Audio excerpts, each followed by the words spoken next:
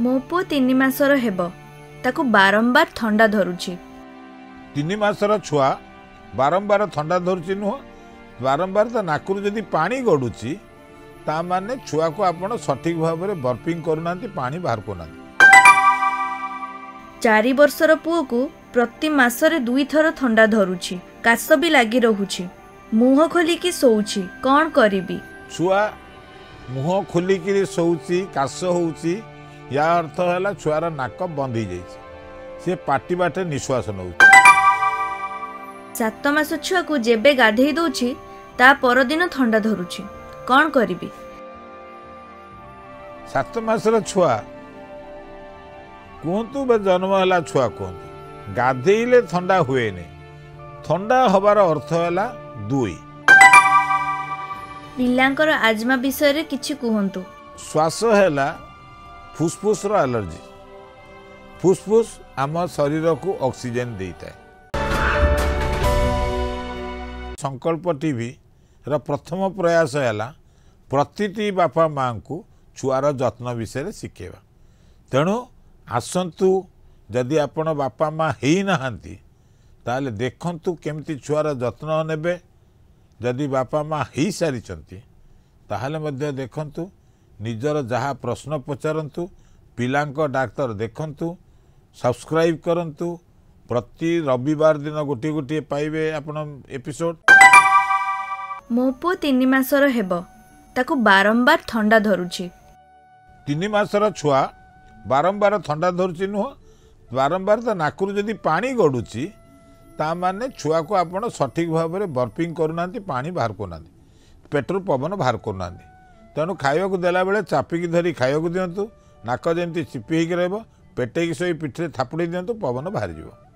किंतु जदि छुआ को ज्वर अच्छी बा नाकुरु पानी गड़ुची तेणु छुआ को इन्फेक्शन हो, माँ क्षीर खिया छुआर इन्फेक्शन हवा कथा नुह। यह कहीं होची ना बेसी लोक धरुचंती मुहरे गेल करुचंती सेठू इन्फेक्शन हो, तेणु दिंतु ना। जदि ज्वर अच्छी नाकुरु पानी गड़ुची छुआ माँ क्षीर खाई पारु नहीं ताहले अन्य श्वास रोग में संक्रमण होइछि, तुरंत नहीं पाख डाक्तर को देखांतु, देखेकि सी जहाँ कहे से अनुसार औषध दियंतु।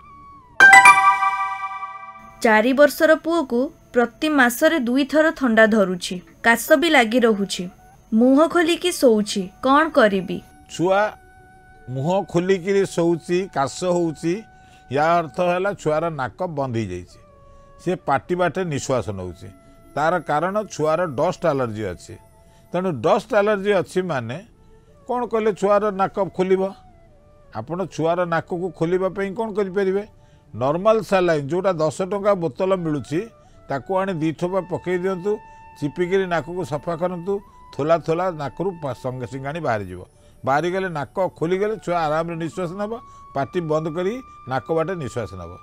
किछि लोक अछंती कौन करती तुलसी पत्र महू दे दियंती, बासंग पत्र रस महू दे दियंती, अदा रस महू दे दियंती, आउ गोड़े मुंडरे चारिआडे बसिकी सोरिष तेल रसुण घसी दियंती, एतक आउ किबा भिक्स लगे दियंती।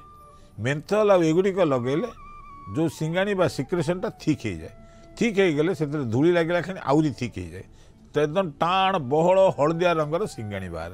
तेणु सेटा जदि नाकरे टिके सालाइन पकईकि सफा करदेबे ताल देखिए बहुत सुंदर सफा हो, छुआ पाटी बाटे निश्वास नब।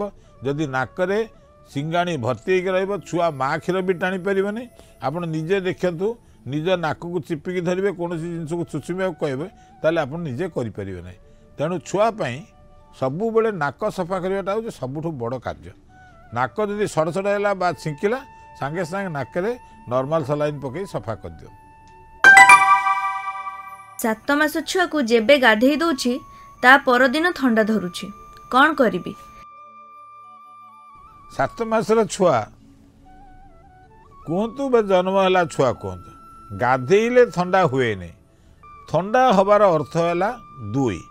1 नाकुरु पानी गड़ब काश हम, नाकुरु पानी गड़ुची केवल माने एलर्जी।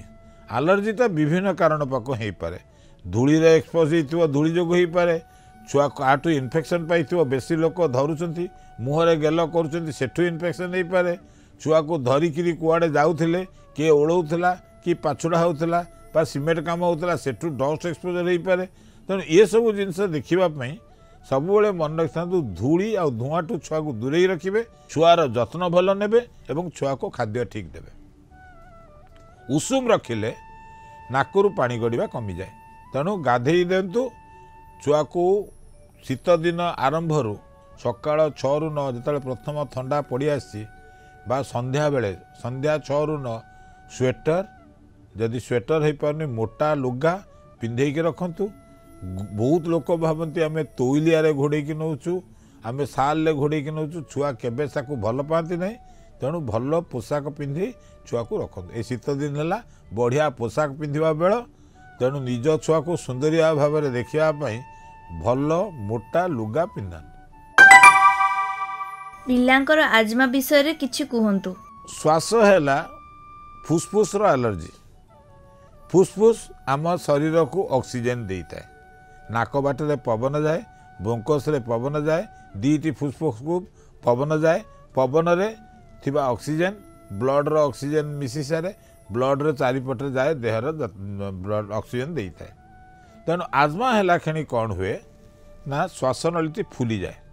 श्वासनली फुली गले कौन हम पवन टी जीव फेरिकी आसब ना आसबानी कहीं ना से बंद हो जाए नलीटा। तेणु आजमा कहती ताकू फुसफुस एलर्जी बा ब्रोंकस चौड़ाक पतला हो गले निश्वास नहीं हुए। तेणु एगुड़ी हुए कहीं ना एलर्जी पाई।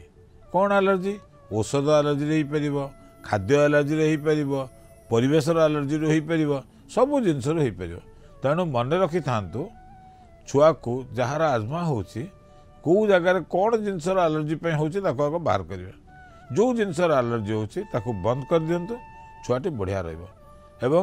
जो एलर्जी चिकित्सा करंतु भल रहा। ब्रोंकोडाइलेटर दिंतु। ब्रोंकोडाइलेटर है श्वासनली जो सरू हो गला ताको मेलेबार औषध दिंतु छुआ सांगे सांगे ठीक हो। तेणु यही जिनस गुड़िक जाना दरकार। आपणकर ठीक भाव में एलर्जी जत्न नवा दरकार।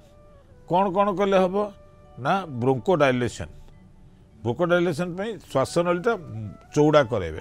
केमिति करेंगे विभिन्न प्रकार अच्छी आप इनहेलर दे पारे, नेबुलाइजेशन दे पारे, औषध जो करें। तेणु डाक्तर परामर्श नियंतु, एगुड़िक दिंतु छुआ को भल कर।